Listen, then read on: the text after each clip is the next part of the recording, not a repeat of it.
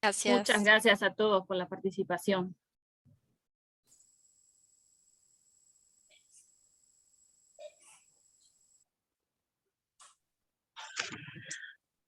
Bueno, muy bien, buenos días. Felicitaciones, Fernando, Camila, muy bueno. Bueno, vamos a dar inicio a la siguiente actividad. Primero que nada, darles la bienvenida a todas y a todos, agradecerles por estar presentes.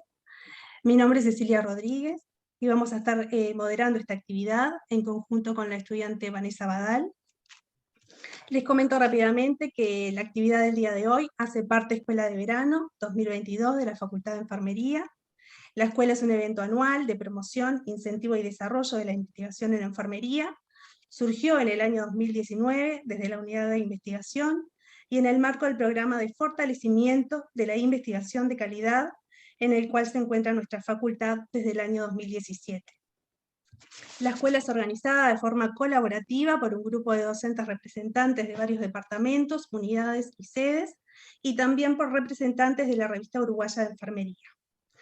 En esta edición se realizó una fase preparatoria a través de webinars que se desarrollaron de septiembre a diciembre de 2021, que contaron con una participación importante de profesionales que permitieron el intercambio en torno a la temática de la investigación de nuestra facultad.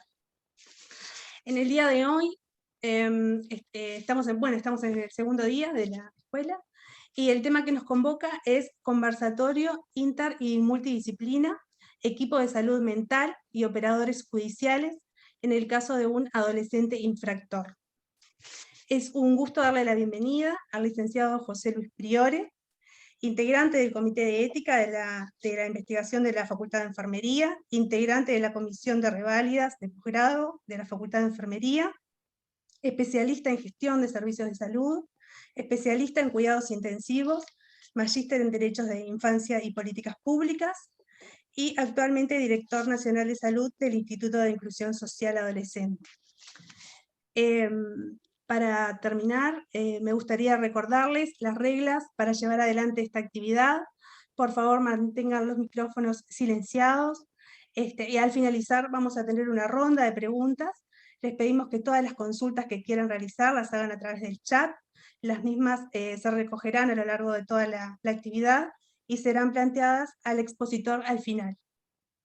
Y ahora sí le doy la palabra al licenciado José Luis Priore. Adelante, José Luis.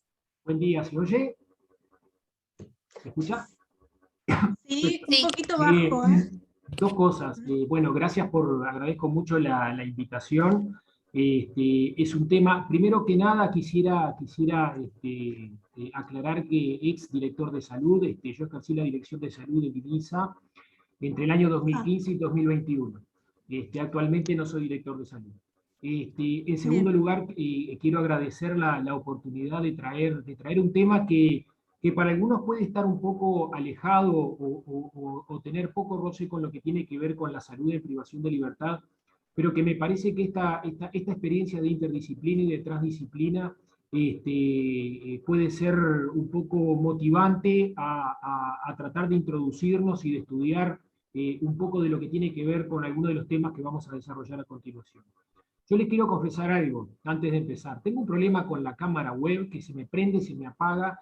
Hice un enlace con el teléfono para poder verme, entonces yo lo que voy a hacer, voy a apagar la cámara web, les pido disculpas mientras dé la presentación porque no quiero tener dificultades, y luego de la presentación la vuelvo a encender y a ver si se ve allí la presentación. Sí, perfecto. Ah, bárbaro. Perfecto. Bárbaro.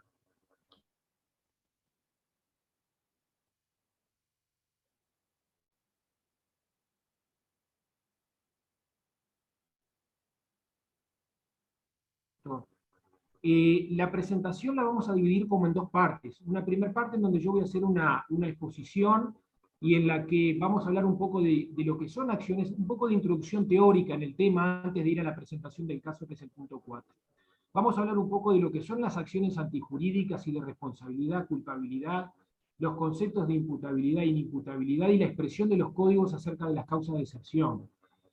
¿Por qué esto? Porque todo lo que tiene que ver con la parte de los consolidados normativos, a los que vamos a ver en el segundo punto, tienen que ver en algunos conocimientos que yo considero, dada la experiencia de casi 20 años en privación de libertad, en salud y privación de libertad, de los cuales muchas veces los equipos de salud, y hablo de los equipos de salud en general y enfermería en particular, y después vamos a ver por qué, están un poco alejados de estos conceptos, y que son los que muchas veces nos determinan situaciones en las que, como vamos a ver en este caso, pueden jugar en la diferencia entre que una persona pueda o no pueda ir presa, si debería o no debería, ¿no?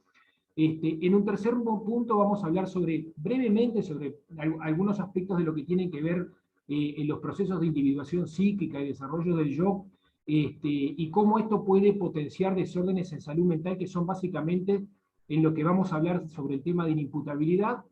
Después vamos a hacer una presentación del caso, de la experiencia, y finalmente vamos a dejar abierto un espacio para para poder tener una discusión o algún comentario que Cecilia va a moderar, como bien había dicho. Bueno, el caso es de un adolescente de 17 años que estaba en tratamiento psiquiátrico desde la infancia y que ingresó a prisión por un delito de intento de homicidio hacia su madre. El equipo de salud mental, haciendo un poco el resumen de lo que es el tema, pudo detectar una enfermedad psicótica severa y presentó, junto con los operadores judiciales, informes a la justicia, y que hizo de que se le pudiera demostrar a la justicia la ausencia de responsabilidad. ¿Y por qué digo esto de ausencia de responsabilidad? Porque es conocido que el hecho de realizar una acción antijurídica muchas veces es suficiente para que se atribuya una responsabilidad a nivel penal. Pero sin embargo, algunos autores, digamos, manifiestan, como Cairoli Martínez, por ejemplo, gran estudioso del Código Penal uruguayo, manifiestan de que es necesario estudiar las condiciones en las cuales se produce el acto antijurídico, porque quiero mover esto acá. Ahora sí. Porque, como dice bien allí, frente a una acción antijurídica, para ser culpable, el autor de la infracción debe tener facultades psíquicas y físicas requeridas para ser motivados en el acto de la norma. ¿Y qué queremos decir con esto? Esto ocurre porque en la medida en que para ser culpable el autor de la infracción penal tiene que tener facultades psíquicas y físicas, en el concepto de acción, como bien dice allí, el problema de la motivación, que ahora vamos a tratar de clarificar un poco, es que si bien el problema de la motivación es un asunto propio del autor del hecho, en la culpabilidad lo que importa es determinar qué factores fueron relevantes para la motivación y qué factores no podían estar disponibles para él. Es decir, que como todo acto humano tiene un componente cognoscitivo y otro volitivo, se necesitan evaluar dos criterios básicos. Uno que es la comprensión de la ilicitud del hecho, y el otro es cómo actuar conforme a esa comprensión, porque el acto tiene que estar necesariamente ligado a una motivación. Entonces, mientras en el concepto de acción el problema de la motivación es propia del autor, en el de culpabilidad requiere determinar qué aspectos tuvieron que ver para que ello fuera y ocurriera. Debe haber, por tanto, un proceso de desarrollo de facultades por parte del individuo que le permita identificar las normas y, en función de ello, dirigir sus actos, ¿no? Y es acá donde nos metemos en el concepto de lo que algunos autores hablan de sustituir la palabra culpabilidad o la palabra motivación por la capacidad de culpabilidad o la capacidad de motivación. Es decir, que cuando nosotros miramos una conducta que de repente pueda ser catalogada como antijurídica, porque nosotros tenemos que pensar de que las conductas, a iguales conductas, algunas pueden ser catalogadas como antijurídicas y otras no, dependiendo de los códigos y dependiendo del marco y las condiciones en las que se desarrollen. Pongamos un ejemplo. Si una persona le priva de libertad a otra, en ciertas condiciones puede determinarse como un secuestro. Pero cuando la policía, por ejemplo, priva de libertad a otro y es un carácter de detenido, ahí hay un marco jurídico, por poner un ejemplo, en donde una misma conducta, en un caso es antijurídica y en el otro caso es jurídica. ¿Qué quiero decir con esto? Que frente al hecho o a la conducta típica antijurídica o el hecho material, tiene que haber todo un proceso cognoscitivo que tiene que permitir que el individuo pueda identificar la capacidad de comprensión del hecho. tiene que haber un proceso volitivo, o sea, la ganancia o la intención de dañar, para que después de haber evaluado todas esas fases, se pueda determinar la imputabilidad o inimputabilidad. ¿Y qué definimos como imputabilidad o inimputabilidad? Se define como el conjunto de condiciones mínimas, ¿sí?, en el que permiten al sujeto comprender la antijuricidad de su acción, ¿no? O sea, para determinarse de acuerdo a su comprensión. Y la inimputabilidad es la ausencia, es lo que se determina en la ausencia de esas condiciones. Ahora, si bien esto muchas veces está vinculado y generalmente se vincula a la esfera de la salud mental, existen algunos otros casos en los que ello no ocurre. Y tenemos ejemplos, por ejemplo, en el que un individuo a quien se le constata un defecto físico, psíquico, por ejemplo, en el momento del hecho, puede ser inimputable porque quizás, pese a tener un problema de índole mental, puede discernir el acto que cometió, y sin embargo puede haber casos en los que una persona con su salud mental en condiciones puede ser declarado inimputable, porque las condiciones en las cuales cometió el ilícito pueden desarrollarse sin poder determinar libremente. Como sucede en el caso, por ejemplo, en el caso de este adolescente que vamos a ver, ha habido un caso hace muy poco que salió en la prensa de un adulto que se declaró inimputable, también en un homicidio, pero son excepcionales. Pero también existen, por ejemplo, el caso de analfabetos, de grupos indígenas, etc. Es por ello que los consolidados normativos, ¿no?, todo el paquete de accionar normativo, tiene que tener cierta coherencia para poder valorar estos hechos, ¿no? Y generar cierto orden social que permita resolver los conflictos y prevenirlos y evitar que ellos ocurran.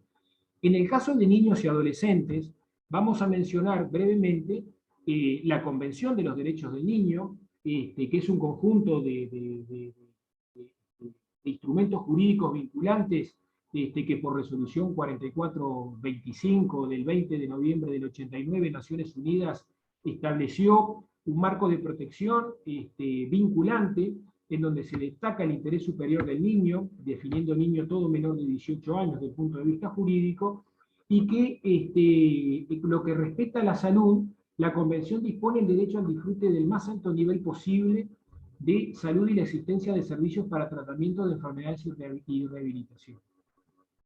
Uruguay ratificó en septiembre del 90 a través de la ley 16.137 y luego a través del Código de la Niñez y la Adolescencia en el año 2004, fíjense en la diferencia de cantidad de tiempo en donde, una vez ratificada la Convención, Uruguay pone en práctica a través de la legislación el Código de la Niñez y la Adolescencia, pasaron prácticamente 15 años, y que en el caso particular de la imputabilidad e inimputabilidad, el Código establece en el artículo 106 y 107 de que en caso de que un adolescente sea declarado incapaz, se les aplicarán las garantías del debido proceso en las medidas que en la ley están determinadas y se denominan de carácter curativo, y que en ese caso deberá evaluarse la posibilidad de internación, si así lo ameritara, o de la internación en salud mental, quiero decir, y la no internación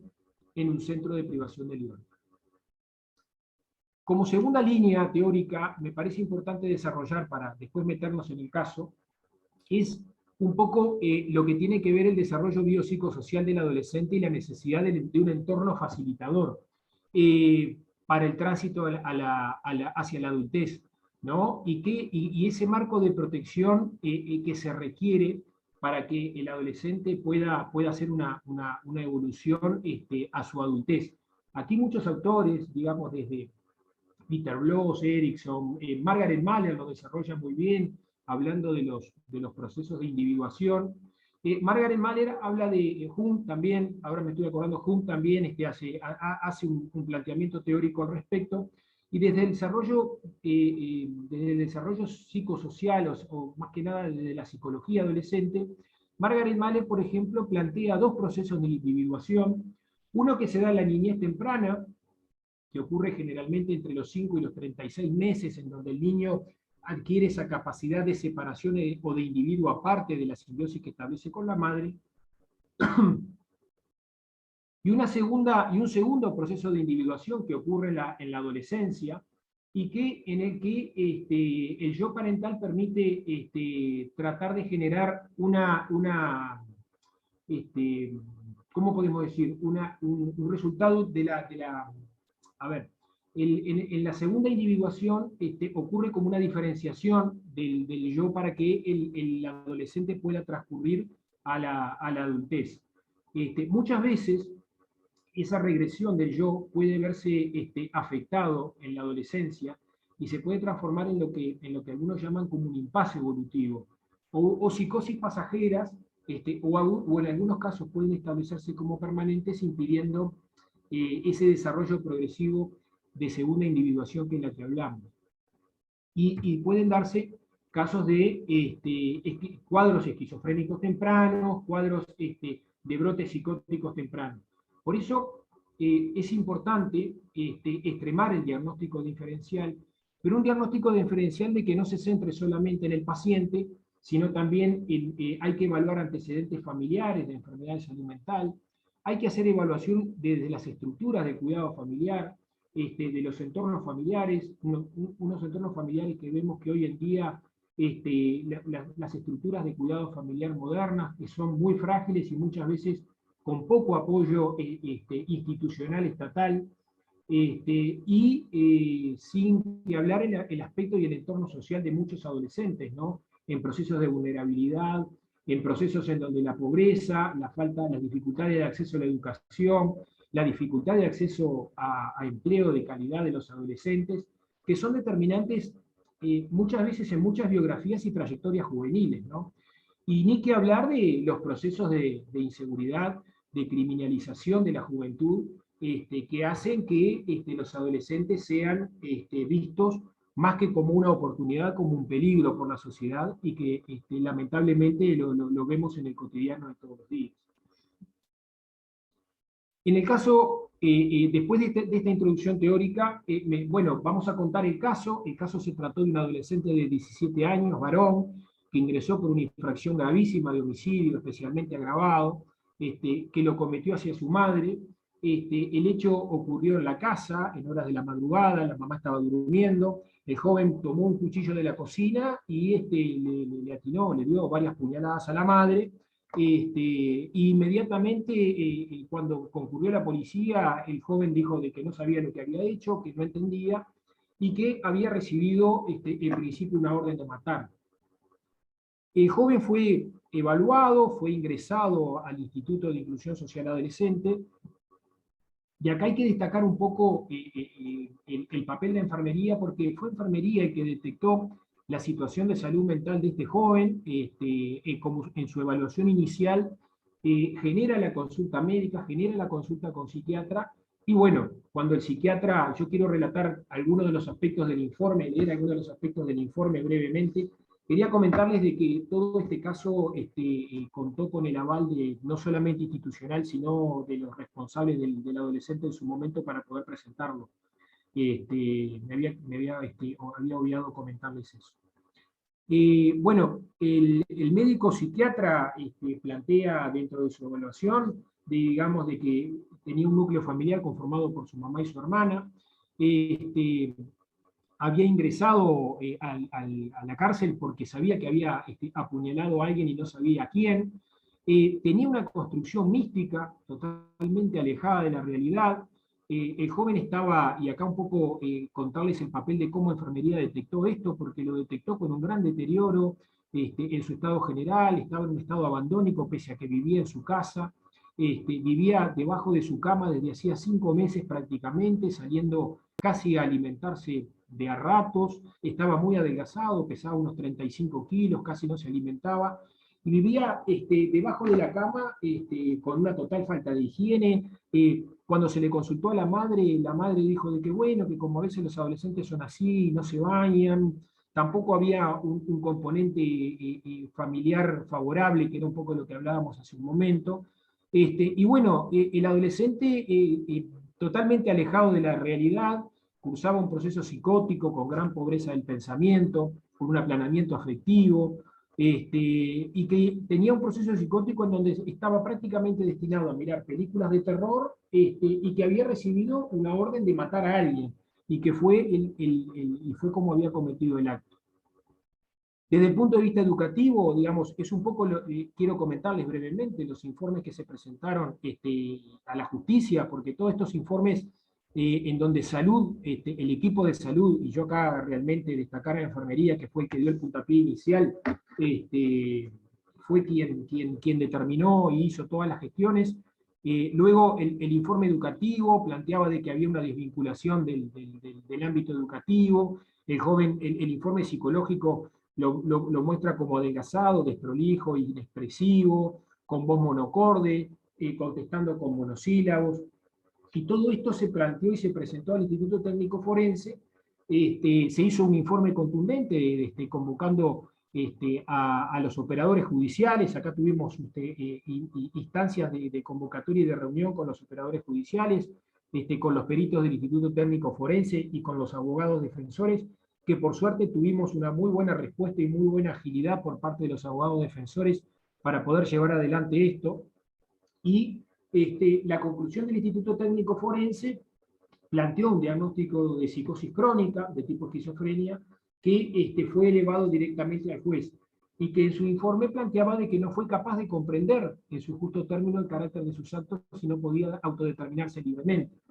Esto trajo como consecuencia de que, si bien se trataba de un homicidio especialmente agravado y todos esos caracteres que plantea la justicia, y que están establecidos porque se efectuó con premeditación, y en el caso de que incluso el agravado no tenía capacidad de defenderse de la agresión, lo que establece el Código 311.1 y 2 del Código Penal, por suerte, y digo por suerte y ahora después vamos a ver por qué, pudo la justicia sí determinar de que el adolescente, pese a todo este entorno, no fue capaz de comprender en su justo término el carácter de su acto, y no autodeterminarse libremente.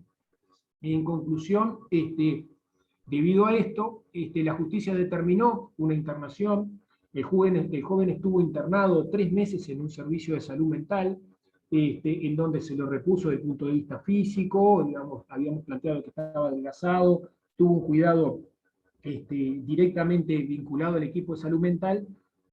La madre estuvo internada, estuvo en CTI, incluso debido a las puñaladas que había tenido, y una vez que se le otorgó el alta, porque el joven estuvo preso prácticamente 24 horas, desde el momento en que se contactó, que el personal de enfermería detectó la situación, se logró la consulta inmediata con el equipo de salud mental y su internación mientras se llevó a cabo todo este proceso. Y una vez que se le dio el alta del área de salud mental, el joven volvió con su madre, ¿no? Volvió con su madre, con control en policlínica, y estuvo prácticamente en privación de libertad 24 horas. Bueno, aquí está la sentencia, en donde se planteaba autor incapaz o inimputable por enfermedad psíquica, y se le determinó, bueno, la asistencia psiquiátrica con el control, etcétera, etcétera.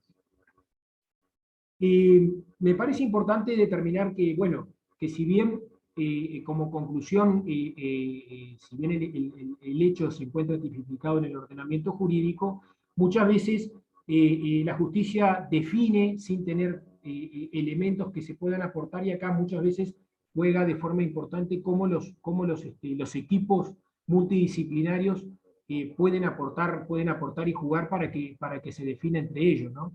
Y un elemento que no me parece menor es, más allá de que si el sujeto, si el jovencito podía actuar de otro modo, acá el estado abandónico en el que se encontraba, habría que preguntarse, más allá de su propia responsabilidad. Algunos autores plantean, y yo francamente muy de acuerdo con esa línea, con una línea keynesiana y de intervención estatal, es preguntarnos qué pasó con el Estado que no respondió, ¿no? ¿Qué pasó con esa desvinculación del servicio de salud en un adolescente en el que estaba en tratamiento psiquiátrico y dejó de estarlo? ¿Qué pasó con el Estado en su desvinculación educativa? ¿Qué pasó con el Estado en el apoyo a esta familia, con este joven? Y muchos hablan de coculpabilidad estatal. porque, digamos, esa situación de salud y el estado abandónico también tiene que plantear de que el Estado no tuvo capacidad de dar una respuesta acorde a las necesidades del joven. Entonces, a mí me parece que esa verdad material y la punitividad no son criterios monolíticos, y que hay que pensar en el interés superior del niño o el interés superior del joven, tanto también como lo plantean el código como la convención, ¿no? Me parece importante destacarlo. Para destacar y ya cerrando, y quiero, como habíamos planteado, más o menos unos 30 minutos y después dejar abierto para algunas conclusiones y algunos aspectos de que quieran intercambiar, me parece importante destacar, digamos, el trabajo multi e interdisciplinario. Me pareció importante traerlo a la facultad y traerlo a conocimiento, porque no es un hecho que se dé normalmente o que se dé con mucha frecuencia. Mariana Malet es una jurista especialista en adolescentes, fue fiscal de adolescentes durante mucho tiempo. Siempre ha planteado de que si bien el artículo 106 y 107 del Código establecen la posibilidad de la inimputabilidad, muchas veces hay muchas trayectorias de adolescentes en los cuales la no presentación o no la no búsqueda de estos elementos hacen a la diferencia de que uno pueda cursar con características garantistas respecto de los derechos humanos de niños y adolescentes, ¿no? Y la importancia, y acá quiero detenerme un poquito, la importancia de la formación de los equipos de salud de cárceles, no solamente en conocimientos sanitarios propios de la privación de libertad, sino también muchas veces en conocimientos jurídicos. Porque el desconocimiento de estos aspectos hace que muchas veces pueda pasar desapercibido situaciones que puedan plantear esta ponderación de derechos que es la que estábamos un poco hablando, ¿no? Los equipos de salud de cárceles tienen que hacer manejo de lo que es la salud pública, dirigir los esfuerzos colectivos a proteger, promover y restaurar la salud de la comunidad, principalmente en el entendido de que las cárceles deben jerarquizarse y deben dársele un enfoque como salud pública. Motivos para ello yo creo que nos sobran muchos. Las cárceles albergan un número desproporcionado de grupos marginados, de personas con malas condiciones de salud, alejados de los servicios de salud, y muchas veces y en muchos casos son el momento en que el individuo entra en contacto con el Estado, entra en contacto a veces con el equipo, con el sistema educativo, con el sistema de salud. Es por eso de que, más allá de ese papel estatal, las condiciones de salud de dentro de las cárceles están de por sí determinan las condiciones de salud de la comunidad. Hay un trabajo de maestría de Fiorella Ciapesoni, una socióloga, que habla de esa puerta giratoria entre lo que es la privación de libertad y la situación de calle, en donde ella muestra, haciendo un estudio al respecto entre la situación de calle y el ingreso y egreso de la privación de libertad.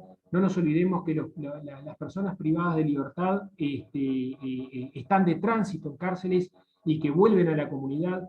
Ella planteaba de que las personas en situación de calle, más allá de que tienen una esperanza de vida entre 40 y 50 años, tienen 10 veces más intentos de suicidio que la población general, tienen aproximadamente entre un 60 y un 75% han cursado la privación de libertad. Por tanto, yo creo que la implementación de actividades de protección y promoción de salud con un enfoque de salud pública con un enfoque con las herramientas de salud pública son importantes, más allá de lo que tiene que ver con la vigilancia epidemiológica y protocolos de atención, que son herramientas básicas para aplicar en el ámbito penitenciario.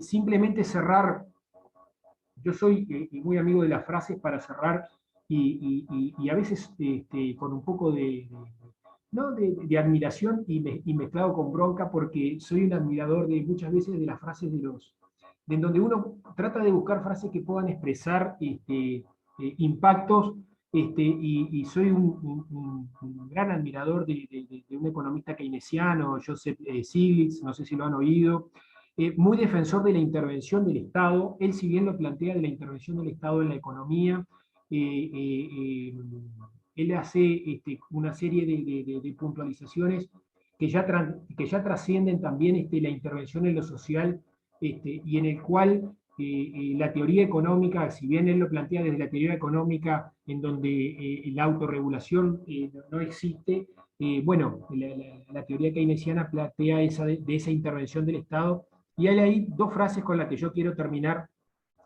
Y él plantea de que, bueno, de que una de las frases dice de que si quieres que te vaya bien en la vida, debes saber elegir bien a tus padres, ¿no?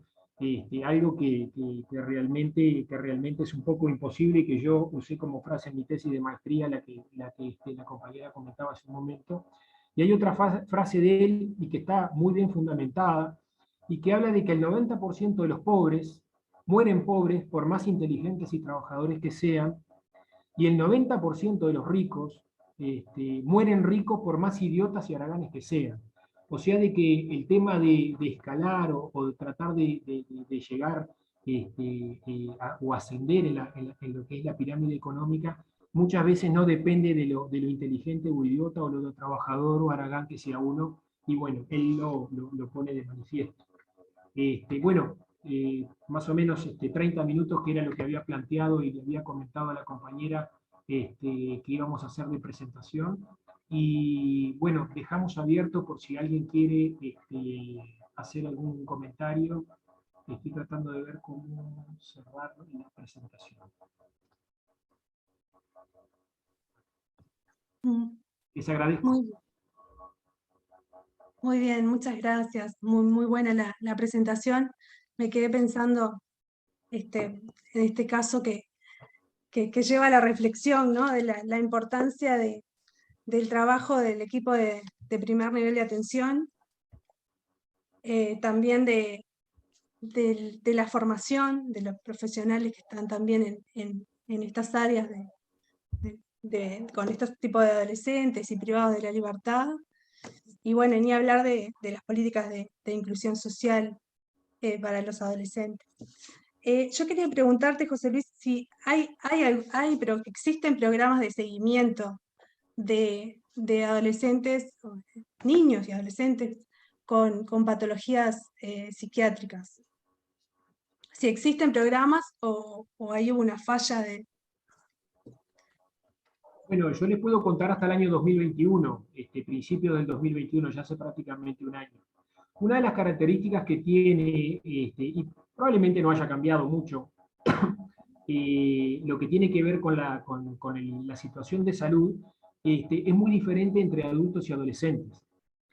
Generalmente entre el 95 y el 98% de los adultos tienen, a través del Sistema Nacional Integrado de Salud, ACE como prestador, salvo alguna persona, alguien que pueda pagarse su prestador particular, se da en algunos ejemplos particulares.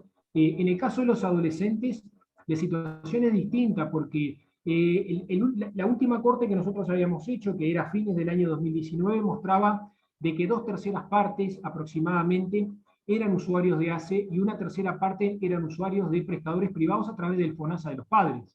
Y esto hacía un universo un poco variopinto en cuanto a la interrelación o la consulta de segundo nivel. ¿Qué quiero decir con esto?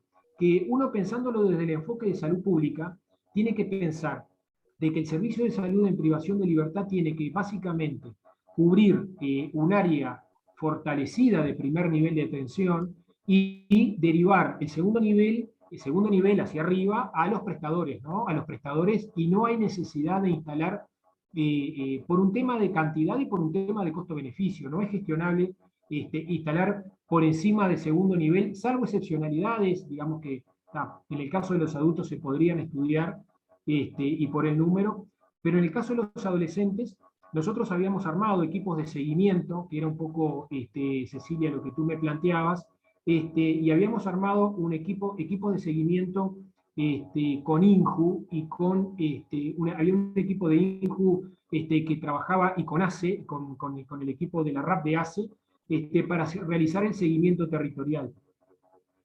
Uno de los elementos que a nosotros nos pareció muy importante y pensar en lo que tenía que ver con la vinculación de salud, fue que durante este proceso del año 2015 al 2020, logramos instalar la historia clínica electrónica de ACE dentro de la privación de libertad adolescente. Y esto fue un hito, fue un paso que nos permitió avanzar muchísimo, porque permitió darle, por un lado, pensando en beneficios múltiples.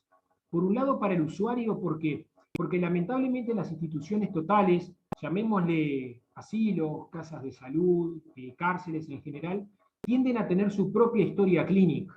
Entonces, hay una historia de salud que transcurre cuando las personas están privadas de libertad, o están en un asilo, o están en una casa de salud, o están internadas en un psiquiátrico, que cuando, volviendo un poco a lo que decíamos, siendo población de tránsito, una vez les dan el alta o recuperan la libertad, queda como una especie de vacío en su parte de salud, salvo que el prestador una vez o el propio paciente vaya a buscar su historia de salud, pueda anexarlo a la historia, cosa que sabemos que muy pocas veces pasa.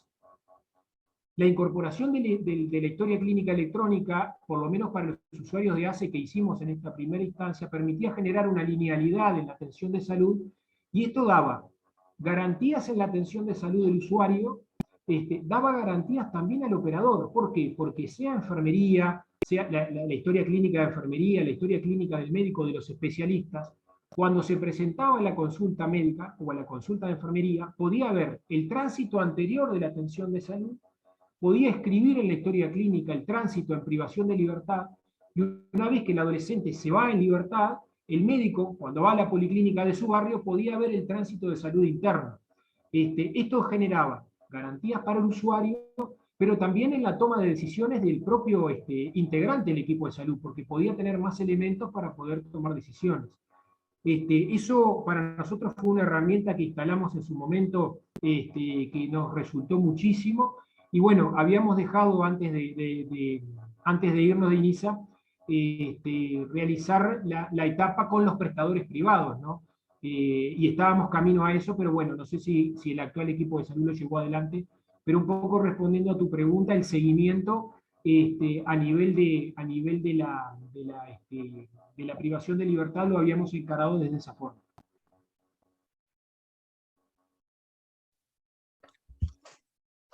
Perfecto. Estaba viendo algunas preguntas, creo que no hay preguntas, José Luis. Felicitaciones por tu presentación. ¿Cómo sería? Acá hay una pregunta. ¿Cómo sería si desarrolláramos prevención y apoyos en salud mental basados en derechos humanos accesibles para todos? Idealmente, apoyos constituidos desde nuestra sociedad, observando los de otros países, como la detección y atención en estados mentales de alto riesgo, acompañamiento terapéutico, apoyo de pares y diálogo abierto. ¿Cómo sería la familia del caso presentado?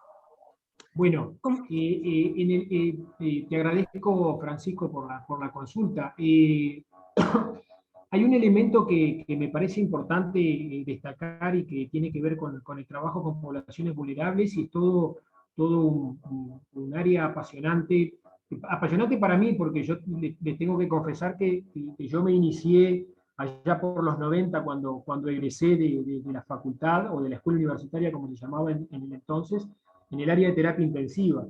Y el área de terapia intensiva estuve trabajando durante muchos años en tercer nivel de atención, y fue una vez por allá por los 2000 en donde me convocaron para trabajar en cárceles, vinculado al equipo de salud, y bueno, fue tan apasionante y tan atrapante que hizo que dejara el tercer nivel y me dedicara directamente a este primer nivel de atención, que es lo que he hecho prácticamente en los últimos 22 años, ¿no? Trabajando con adultos hasta el año 2015 y después trabajando con adolescentes. O sea, de que tengo un poco el panorama en estos 20 años de las dos caras, las similitudes y las desimilitudes en un caso y en otro. Y creo que un poco como plantea Francisco, el desarrollo en lo que tiene que ver con derechos humanos y conocimiento en base a los derechos humanos es algo que es fundamental, no solamente en los equipos que trabajan en cárcel, sino que los que trabajan en población vulnerable en general. Hablábamos hace un momento de este trabajo de maestría de Fiorella, que los invito a que lo busquen y lo lean porque está muy, muy bueno, y en el que plantea de que prácticamente entre el 60 y el 75% de las personas en privación de calle prácticamente estuvieron presas en algún momento de su vida, y con una expectativa de vida entre los 40 y 50 años. Y ahí no hay elementos en los cuales tengamos que ingresar a cárceles para poder acceder en cuanto a salud y en cuanto a lo que tiene que ver con derechos humanos y accesibilidad a derechos humanos, ¿no? Con respecto a cómo fue el caso presentado con la familia y contestando la segunda parte de la pregunta de Francisco, nosotros lo que hicimos en este caso en particular fue la vinculación a un servicio de salud mental que pagó la institución, porque lo mandamos a un servicio de salud particular porque no se podía sostener dada su fragilidad, tanto psíquica como física. En unas primeras instancias el jovencito estuvo con micronarcosis, hubo que darle de comer, como yo les comenté, pesaba 35 kilos, hubo que levantarlo desde el punto de vista físico y psíquico, y después lo vinculamos, una vez que se le dio el alta en el servicio de salud mental de segundo nivel, se fue con la mamá y hicimos la vinculación al servicio de salud de ACE, que era donde él pertenecía, para que siguiera atendido en el servicio de su barrio, ¿no? Que es un poco lo que hablábamos en su momento. Y que fue lo que llevamos adelante en este caso, ¿no? Nos parecía que la intervención del equipo de salud en privación de libertad la limitamos prácticamente al momento de ingreso, y después a toda esa serie de confección de informes y de preparación de informes, porque muchas veces hay que presentar con causa a los forenses a los forenses y a los peritos judiciales para que puedan tomar la situación en sí, evaluarlo, llevar al joven a las entrevistas y presentar todo un paquete para que la justicia pueda determinar. Acá también, por suerte, en este caso particular, la fiscal jugó mucho a favor porque estuvo muy asertiva y muy de acuerdo en la situación de vulnerabilidad del joven y la aplicación de lo establecido por ley, ¿no? Porque no estamos hablando de otra cosa que lo que es lo establecido en la normativa y que muchas veces por desconocimiento no se toma y no se aplica, ¿no? En algunos casos uno tendría que pensar cuántos pacientes en privación de libertad pueden estar cursando situaciones de este tipo, pueden haber estado cursando situaciones de este tipo, que no son detectadas y están presos en vez de estar internados, ¿no? Estar internados en una situación de salud mental. Máxime aún cuando uno debería considerar de que antes de que llegara INISA, este joven pasó por revisiones de salud, las famosas constataciones de lesiones que hacen los equipos de salud, o sea, de que no llegó a un equipo de salud de privación de libertad directamente de la nada, sino de que tuvo instancias y transcursos a través de equipos de salud que no detectaron en lo más mínimo esto, y el joven fue privado de libertad. Sí. Y en este caso, este adolescente pudo volver con su madre. Me parece Sí, que sí. venía por ahí un poco también el planteo de Francisco del contexto en el que después, el contexto de familiar en el que estaba y que volvió, ¿no? O sea, estaba esa familia, esa mamá estaba en condiciones de continuar con el cuidado del Sí, adolescente. sí, claro.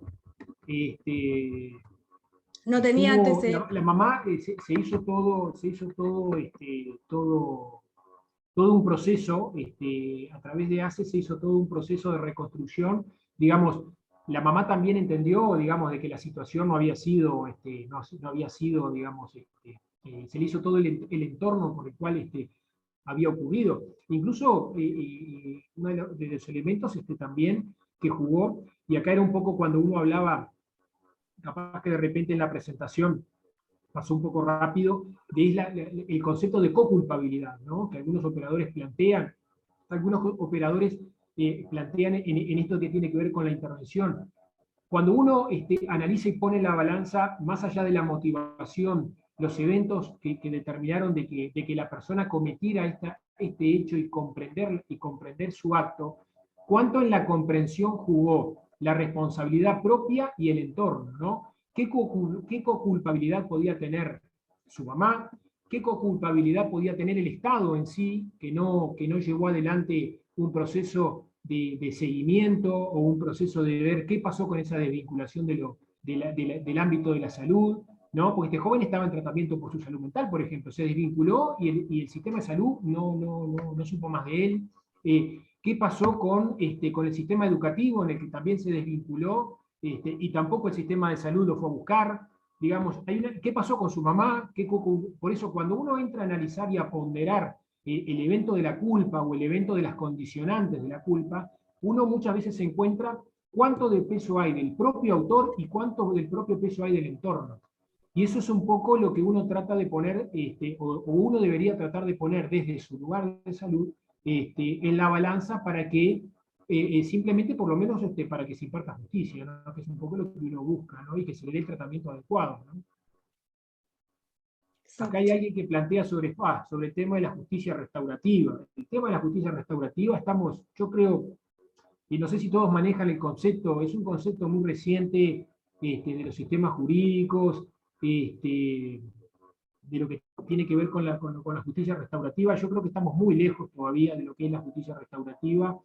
Tenemos en este momento una situación de retribución. Hay como dos áreas generales en lo que tiene que ver la justicia retributiva y la justicia restaurativa. La justicia retributiva plantea en sí ¿cómo podemos decir? De que frente a una acción en la que un individuo genera un daño a la sociedad debe retribuir con algún tipo de pena o de medida, ¿no? Eso es un poco lo que plantea la justicia retributiva. Establece la culpa, ¿no? Se dice quién es culpable, se dice quién es culpable y busca castigarlo. Sin embargo, la justicia restaurativa lo que busca es otro paradigma, que lo que busca es que la persona que comete el delito tome conciencia y asuma la responsabilidad. Hay algunas experiencias muy acotadas al respecto, en donde la teoría plantea en enfrentar al que cometió el hecho. Claro que cuando es un hecho que de repente puede hacer juntar, ¿no? Juntar a la víctima con el agresor, ¿no? Hablemos de agresor, hablemos del imputado, ¿no? Es muy difícil a veces cuando hay, por ejemplo, no sé, situaciones de agresiones físicas, pero, por ejemplo, se da mucho la experiencia en los casos de delitos a la propiedad, no sé, juntar al que te robó con la víctima para poder generar un acercamiento, tiene muchas veces muy buen resultado en cuanto a esto que comentábamos hace un momento, de que la persona que comete el delito tome conciencia y asuma la responsabilidad, ¿no? La justicia restaurativa habla de responsabilidad y no de culpa, al contrario de la retributiva, de que habla de culpa y de castigo, ¿no? Pero lamentablemente estamos como varios escalones un poco lejos de poder ver eso, máxime cuando tenemos una sociedad que plantea más encierro, y que no medimos las condiciones en las cuales las personas están presas, y que desde el punto de vista general, pero enfoquémonos a la parte de salud, que es lo que nos aboca hoy en particular, como decíamos hace un momento, desde un enfoque de salud pública es una comunidad de que si no se trata desde el punto de vista de la salud pública, tiene grandes consecuencias para la salud comunitaria en general, ¿no? Y ni que hablar en cuanto a lo que tiene que ver con la parte de salud mental, y cómo se recargan todos los equipos. Yo escuchaba hace un momento eso que tiene que ver con respecto a la suspensión de las visitas en pandemia, que hablaba hace un momento la compañera que presentó anteriormente, la implicancia y la opinión de los operadores, esa encuesta que estaba haciendo a nivel de operadores penitenciarios. La pandemia suspendió visitas. Yo ahora estoy trabajando en una serie de suicidios en cárceles desde el año 2015 al año 2021. y estoy haciendo un análisis con respecto a eso y una comparación con la población general con respecto a esto y qué implicancia pudo haber tenido la pandemia al respecto.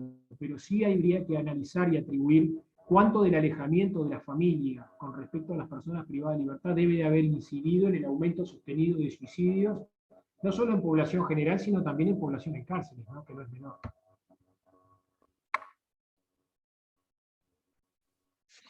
Sí, sí. Había alguien que había levantado la mano, pero no sé, no me doy cuenta quién fue.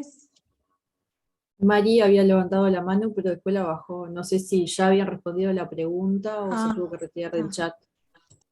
bien. Y bueno, y por último tenemos, no sé, Vanessa, si tenemos otra pregunta, ¿no?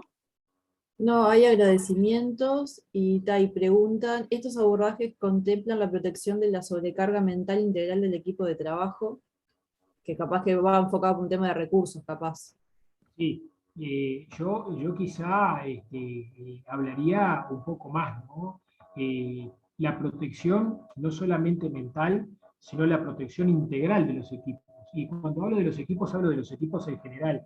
Muchas veces nos olvidamos de que las condiciones en las que están los presos son las mismas condiciones y el mismo hábitat en el que están los trabajadores policías, los trabajadores operadores penitenciarios y los trabajadores de los equipos de salud mental. Y cuánto hacemos o cuánto trabajamos en cuanto a tratar de generar herramientas que nos permitan dar marcos de protección.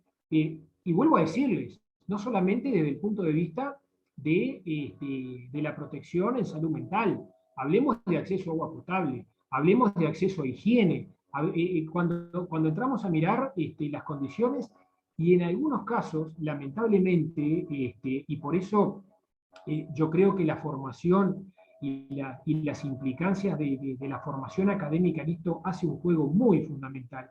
Muchas veces encontramos, lamentablemente, la normalización, y pongo normalización quizá entre comillas, en donde el convivir cotidianamente con estos círculos de falta de higiene, estos círculos de violencia, estos círculos de normalización de la violencia, hace que muchas veces las personas que trabajan en cárceles adquieran esos códigos y lo transmitan. Elizabeth, que es una entendida en lo que tiene que ver con salud laboral, me está sintiendo con la cabeza. Y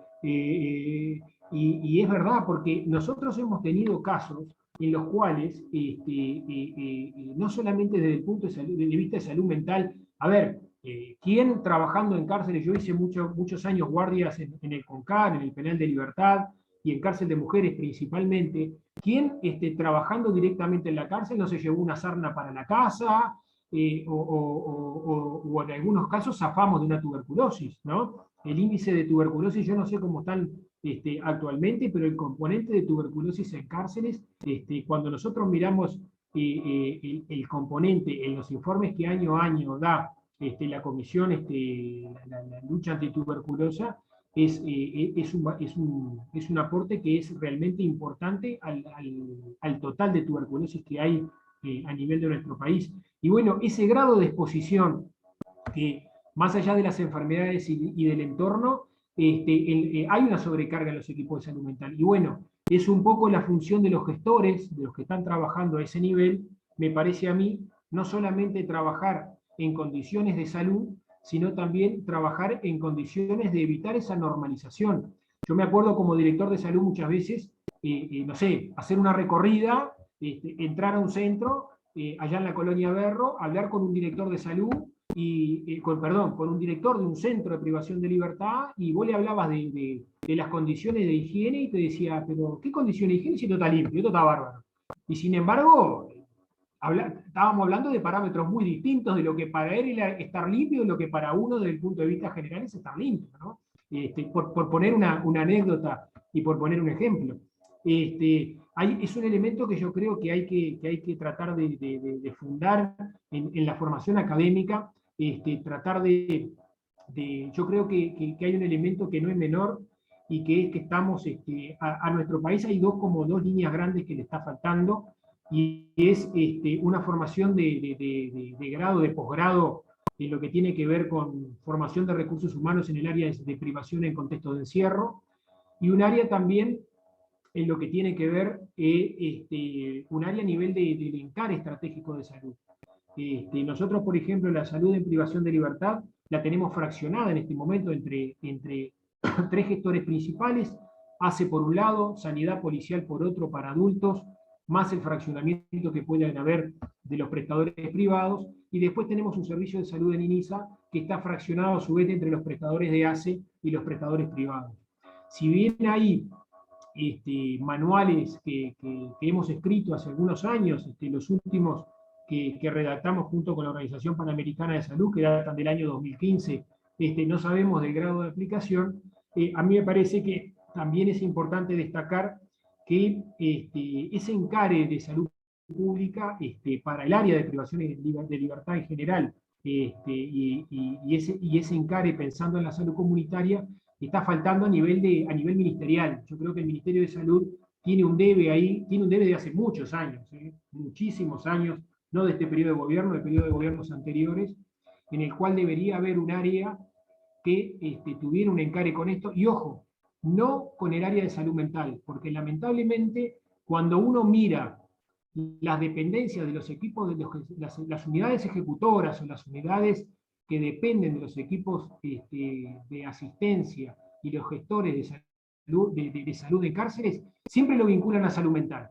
O el director es un psiquiatra, o dependen del psiquiatra, o el equipo de gestor de poblaciones vulnerables es psiquiatra.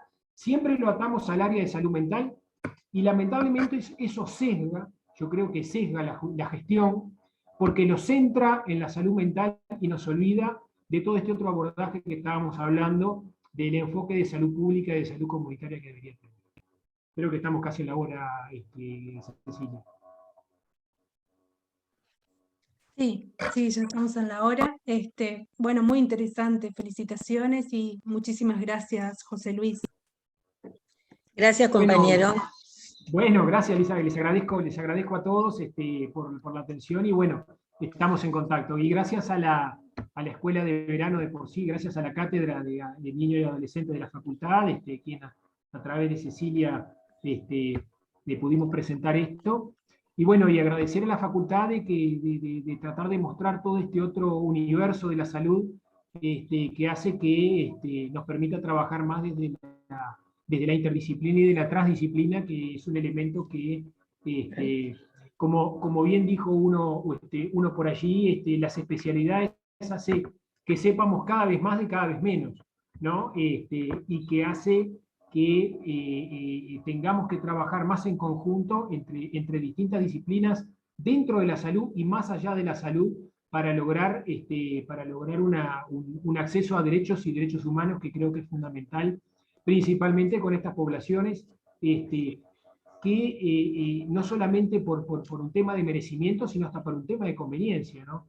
Porque no nos olvidemos, como decíamos hace un momento, y con esto cierro, de que el nivel de salud de los centros de privación de libertad hace al nivel de la población en general por ese tema de ida y vuelta de la salud comunitaria. Bueno, les agradezco y gracias.